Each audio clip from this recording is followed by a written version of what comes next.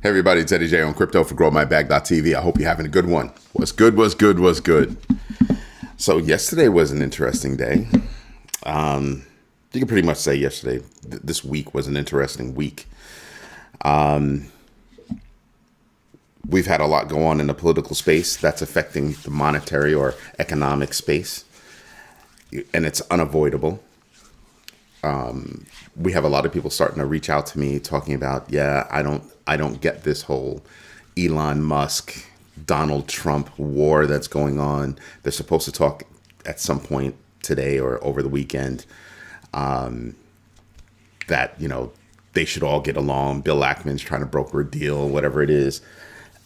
And for me, I think it just helped to take some of the heat away from the tax bill that clearly, gives to the rich and takes away from everybody else. Well, let me rephrase. Gives to the wealthy and takes away from everybody else. Because the rich are a dying breed. I think the rich are a dead breed. You're the rich and about to be wealthy, or you're rich and about to be poor. And then there's just the wealthy and the poor. You have major tax cuts for the wealthy, and you have major tax increases for the poor. You've got loss of services for the poor. I don't like the idea of losing services. I'm not in the wealthy bucket. Nope. So that's a problem. And I think this whole rigmarole around everything Trump-Musk is bogus, right? All the rhetoric, all the talk, the battling, the wars, the public speaking, the this, the that, the other, the mother, all that crap. It's all crap. It's all crap. It's all meant to take our eyes off of tariffs, take our eyes off of the tax bill that does not address the problem that we have today. And what's that problem that we have today? Well, I don't know. Maybe it's called the deficit, the $37 trillion deficit, and the tax bill that tacks on to the deficit and doesn't detract from the deficit.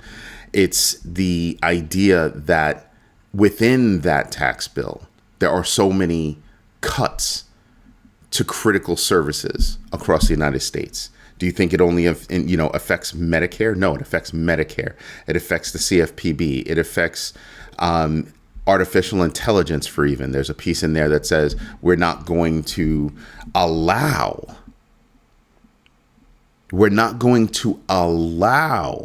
artificial intelligence to be regulated for the next 10 years. What kind of nonsense is that? Pandora's already out of the box, and now they want to unleash Pandora's uglier sister? I mean, so yeah, there's a lot of stuff that we need to be paying attention to. So don't pay any mind to the BS that's going on between the richest dude and arguably the most powerful dude. Don't pay any mind to that. It's a red herring. Don't chase after it. Instead, do your own research, know your entries and exits, and absolutely invest deliberately. That's what I want you to concentrate on. Because then you'll start to realize, I should be tracking these risks. Supposedly, there's a deal in the works with India for 10%. Okay, cool. That could be a good thing. But we need to hear about jobs. That's what we need to hear about. You have some people crying about the whole don't regulate crypto, don't regulate AI for the next 10 years. But there had to be a reason why it's in there. You ever stop to think about that? You ever stop to think about all the bad things that are in the bill, in any bill, but especially this one? And so much uproar about it, but it's there for a reason. Somebody wanted it, right? Anthropic CEO coming out and saying, oh no, that's a bad thing. Somebody wanted it. Somebody wants AI with no guardrails. I had said yesterday that I was going to do an AI show today. Excuse me. I was out of my mind. Today's Friday, not Saturday. I'm going to do the AI show tomorrow, and we'll take a slightly deeper dive into what is the reality of AI to the common everyday person, and what is AI to a large corporation.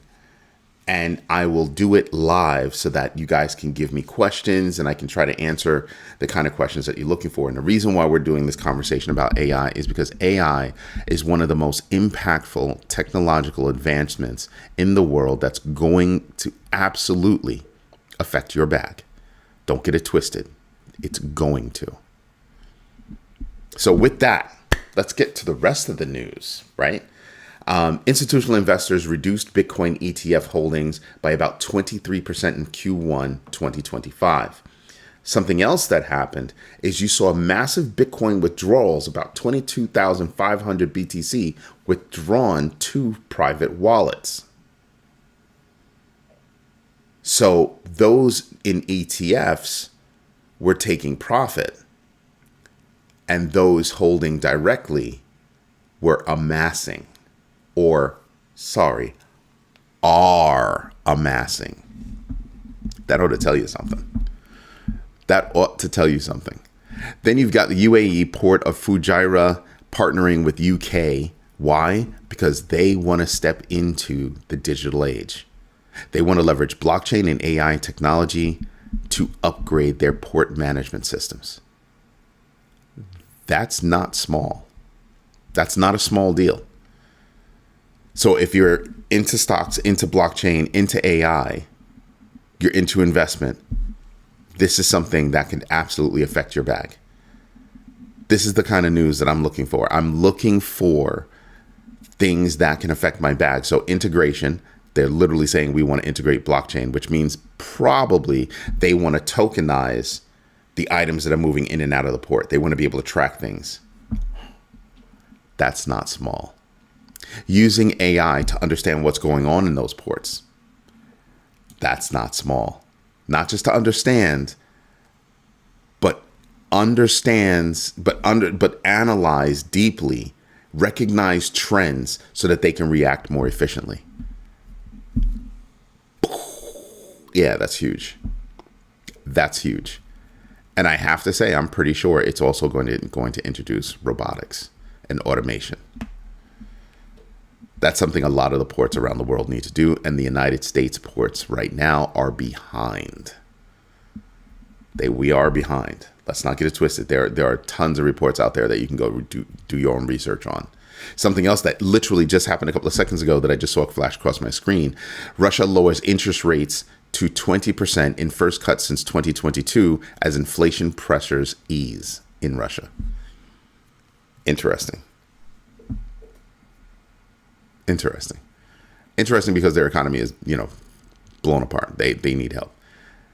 Why do you think they have the war going on with Ukraine? Because they need something else to grasp onto other than people looking at the economy. Yeah. So there's a lot of stuff going on. You've got Meta's oversight board ordering the removal of a deep fake.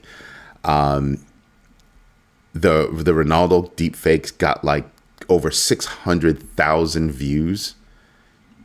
And that's a problem. I mean, the slow reaction to things is a major problem. Right? I mean, if you're going to have a famous person in your ad, I want to see the contract of that famous person giving you permission to do that. This is some simple stuff. Because most of these ads are not coming from big advertisers, obviously. Accredited advertisers, obviously. They're coming from people that, open up a brand new account, leave it on there for a few months, whatever. They're kind of just sleeper accounts. They don't do much. And then out of nowhere, they want an ad. They want to post an ad. There are metrics. There's data that they could follow that could show them this. It's not hard. It's not difficult. I think the reason why I bring it up is because a deep fake out there is normally meant to make you do something, and usually with your money. So it's something that indeed we should be paying attention to.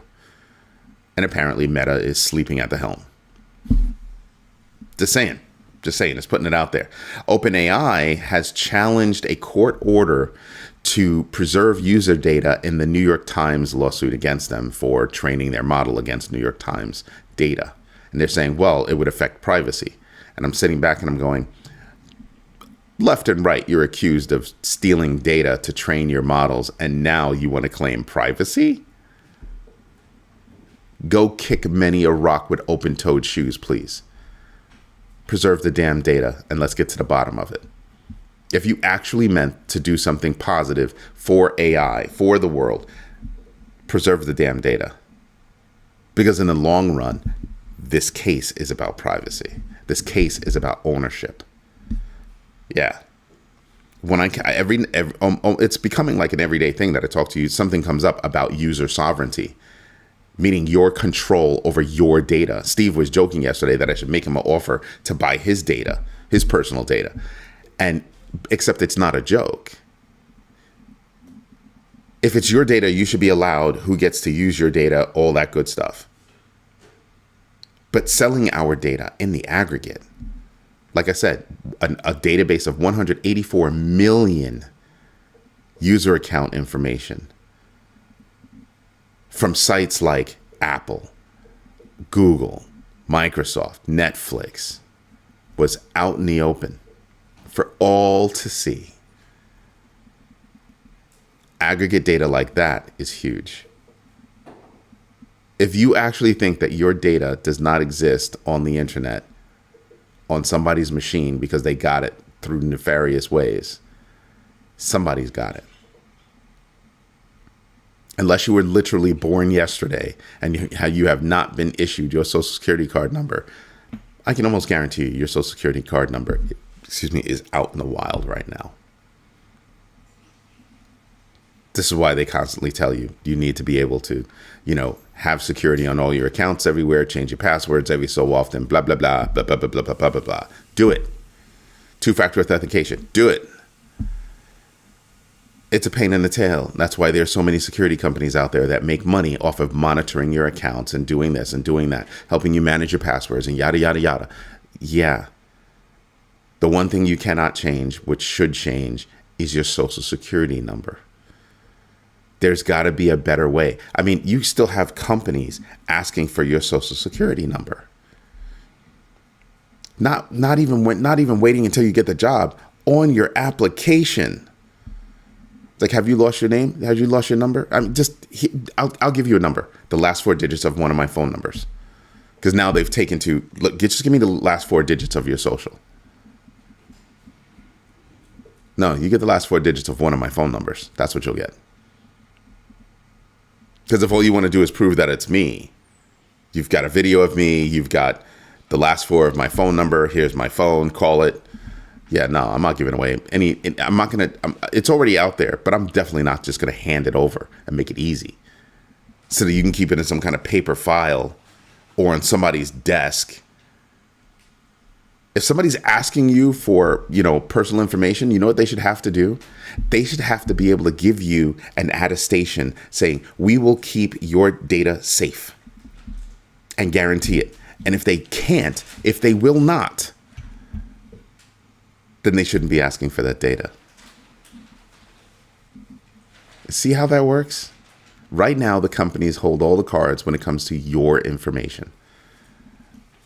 And a lot of these companies are privately held and they do not tell you whether or not they've been hacked. Probably have been. They wouldn't even know. They wouldn't even know. User sovereignty is a big deal. Keep mind of that. Very much keep mind of that. The Bank of Italy's Fabio Panetta criticizes the EU crypto rules as unsafe, warning that stable coins could threaten monetary stability. Be still my heart, you're finally waking up and realizing that crypto in general was born because nobody trusts the current financial system. I'm just saying. So at some point, yeah, you're gonna have to deal with that. You're gonna have to eat that. You're gonna have to figure that out. It's not just stable coins. Do you think stablecoins are the only way that value is going to be transferred between entities? When I walk into the store to go buy something, do you think stablecoins are going to be the only way I'm going to use value? No, it's going to be all kinds of crypto. It's going to be all kinds of crypto. Do you know there are places around the world that are basic stores that are basically exchanges? They accept money in different varieties of course, different fiat, including crypto. Because the way they see it is, I don't care how I get the value. I just want the value. Give me. Yeah. How can I make it easier for you to buy something here? Oh, you only have lira? I'll take that. Oh, you only have rupee? I'll take that. And you calculate it right there. Ta-da. Oh, you only have crypto? Boom. Thank you. I'll take that. Just saying, there are things out there. And when I listen to the Bank of Italy talking like this, I'm sitting back and I'm going, yeah, the EU did not make a good move with, rules about crypto in general, let alone stable coins. Imagine moving to a stateless stable coin like USDT. Nobody wants to work with a stable coin that's controllable by a government. Crypto's meant to be stateless. So any stable coin that is not stateless, I think, is destined for failure. Massive failure. Will it get used by a lot of people? Sure. But those people that have half a brain will be like, yeah, no, I'm not using that. I'm not using that. It's controllable. It's controlled by this government, by that government, by your mama's government. Nobody wants that. Nobody wants a stable coin that's controlled by a government. And if you think that there's a stable coin out there that's based in a country, based on a certain fiat, that's not going to be at least maneuverable by a government, you're sadly mistaken. You really are. That's why I'm kind of like, yeah, there's a place for the broader stable coins. There's a place for a stable coin like USDT as well. Just saying. Stateless. I like the idea of stateless. I like the idea. And if that doesn't work, I'll just move to another currency, another crypto that is stateless, like Cardano, Bitcoin, Ethereum. There are lots of coins out there that are stateless. The idea that, oh, this is a US-based coin, and so they're going to have to, abide by US rules. That's true, unless they decide to move. But what are you going to do? Block the coin? You ever hear of a VPN? Just saying. France has a VPN problem. They blocked Pornhub, and now everybody's going to VPNs. If people have the money, they want to spend it on what they want to spend it on. Be happy it's not drugs. Alve launched a new risk management system called Umbrella, an on-chain staking system automating DeFi risk management. It's a big move, a big step, and Aave has the greater percentage of the DeFi market. That's going to be a big deal if you're playing around in DeFi. Do your own research, know your entries and exits, and absolutely invest deliberately on that. All right? But you know what we should do? That's right. We should get into the numbers. And I didn't have my logo up all this time, and you guys didn't tell me? Come on. You guys got to drop me a note or something. Hey, Eddie, your logo's not up. Got to do something. I mean, that's horrible. Nobody told me. I feel sad now. Let me get my notes out of the way. So right now the market's basically flat, except for that's DAX. These are the foreign exchanges. Yeah, let's move to the US. Oh, and everything's down. Whew. Down big. NASDAQ's down 162. S&P is down 31.51. And Dow Jones is expected to open at 108 down. Why? You know why. It's the whole rigmarole going on between Muskrat and Orangina. Just saying. That's where everything is right now. This week, what do we get today? We have Speaker of the House Mike Johnson on CNBC at 8:10. We've got ADP unemployment at 8:15. Atlanta Fed speaking at 10:15. 9:45, we get the S&P final U.S. Services PMI. 10 a.m., we get the ISM Services and the Fed Beige Book. It'd be nice if I wasn't reading Wednesday, right? It'd be nice if I was reading Friday. Ha, ha, ha, ha, ha. We get the unemployment report and the unemployment rate at 8:30 along with hourly wages. We also get the hourly wages year over year. Also at 8:30, we also get Federal Governor Michelle Bowman speaking. Pay attention to these speeches. And you also get consumer credit at 3 p.m. You still get Mike Johnson on CNBC at 8:10. And he'll probably talk about the bill and all that good stuff. I'm not listening to the rhetoric. I'm not going to watch it. I'll go back and I'll get the salient points or the bullet points from the conversation. That'll be good enough. I don't need to listen to the rhetoric and the BS that'll spew out of his mouth. I don't care which side of the aisle that you're on. This bill, if you're not a part of the wealthy bucket, you're part of the poor bucket, you're going to feel pain. That's what this bill is going to bring. It's going to bring pain. Listen to how these wealthy people talk about the bill. And they talk about it like, it's such a great thing. It's such a good thing. Yeah, it's a good thing if you're wealthy. You're somebody that doesn't depend on Social Security. You're somebody that doesn't depend on Medicare or Medicaid. You're somebody that doesn't, you have so much money, you don't have to worry about the Consumer Financial Protection Board. You don't have those problems because you're wealthy. Yeah. It's a different way of living. And you mean to tell me all those wealthy people have your best interest in mind? They don't. They don't. They don't give a rat's behind about you. Go read the bill. Go read the bill. And by the way, we're going to have a conversation about the bill, non-political conversation about the bill this weekend on the Big Bagger video conference. And it's not going to be the only topic. We'll spend a few minutes on it.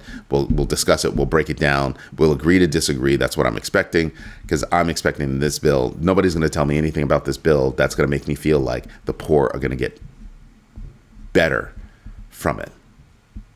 It's not. You're not. And if somebody tells me that, it's all a part of his plan. What plan? What plan? I don't want to hear jack about a plan until somebody shows me that there's a plan to drop the $37 trillion debt and not add to it. There's nothing about that in that bill. Nothing. So, just saying. Where's the fear and greed index? At 45. We're in fear territory. We've been slowly declining. We went from 74 last week. Now we're all the way down to 45. That's a big drop. That's a massive drop. Total value lock, we're down to $115 billion in total value lock. We were at 125, a week ago? Less than a week ago. Bitcoin still, do you see the drop that we had right here? All the way down to 100,000 and change. And now we're battling back to move laterally within this space. Just saying, there are things that we think about that we sit there and we kind of go, that's painful. To me, buying opportunity. Why? Look at the big board. ETH had been at over 2,600. BNB had been closer to 7. Solana was over 150. See where this is going? There are a lot of opportunities here that I'm sitting back and I'm going, yeah, I can get in on this. Doge, I'm not touching Doge. Doge hasn't proven to me that there's a use case for it. But I would touch Link. I would touch Toncoin. I would touch, let's see who else is in this small box area that I give a doggone about. Moving on. I would touch VeChain because I just have a deep love of VeChain. AVAX, Aave. You could make money off of Pepe. You could make money off of SHIB as well. I still have a lot of SHIB. There's Aave. I still have a lot of SHIB. Still have some Pepe. Definitely have some Aave. Avalanche is a good choice. XLM, Solana, BNB, Cardano, XRP, ETH. Don't miss out on BCH. And of course, Bitcoin. But there's more. I mean, there are people that are into hype. I happen to not be one of those people, but there are a lot of people that are into hype. You look across the board right now and we're feeling the pain. We're feeling the pain. I look at the distance between Ethereum and Bitcoin as one of my gauges. Bitcoin dominance is one of my gauges. I really do. I pay attention to that. Right. But, I look at the year to date. I'm looking at each one of these increments: 1 hour, 24 hours, 7 day, 30 day, 60 day, 90 day, year to date. Why? Because it starts to give me an understanding of what? Of a coin's rhythm. If a coin is on the way up and it gets some downward news, it's probably not going to affect that coin too much. There's going to be resistance. If a coin is on the way up but it gets good news, it's going to increase the impact of that good news. And the same way on the way down. Bad news on the way up, bad news on the way down. You see how that works? These are tools that I put in my toolbox, and I start to understand the rhythm of coins. And then you have the macro events, so you can say, well, how bad is a macro event going to affect this? Well, it depends on the size of the macro event. It depends on the size of the macro event. And right now, the biggest things that can affect you directly with regard to macro events is going to be the talk of tariffs and the current tax bill. That big BM of a bill. Because that's what it is. It's a big BM of a bill. I can't wait to have that conversation this weekend. Sunday, 1 p.m. Big baggers only. So if you're not a big bagger and you want to learn about things, you better become a big bagger. growmybag.tv/sign-up. Become a big bagger. Join in on the call. A live video call. We're all on video. We're all talking. We're all exchanging information. There's a chat, and we do record those videos because we're about a hair away from releasing the new site that will have all of the big bagger previous conversations. Ta-da. So yeah, there's a lot going on here. Don't believe me? Buy both of my books. You'll learn a heck of a lot. A heck of a lot. Anyway, this is Eddie J on crypto for growmybag.tv. I hope you like what I'm doing. If you do me a favor, smash the likes, tell your friends about this community. It's the only one that actually cares about teaching you how to learn how to invest, because it helps us all grow our bags. Thank you for your time. Thank you for your patience. And absolutely, thank you for your trust. I will work to earn that every day. Everybody have a great rest of your day, and I'll see you tonight on Friday Night Flips at 8 p.m. Eastern Standard Time. Have a good one, everybody. Bye-bye.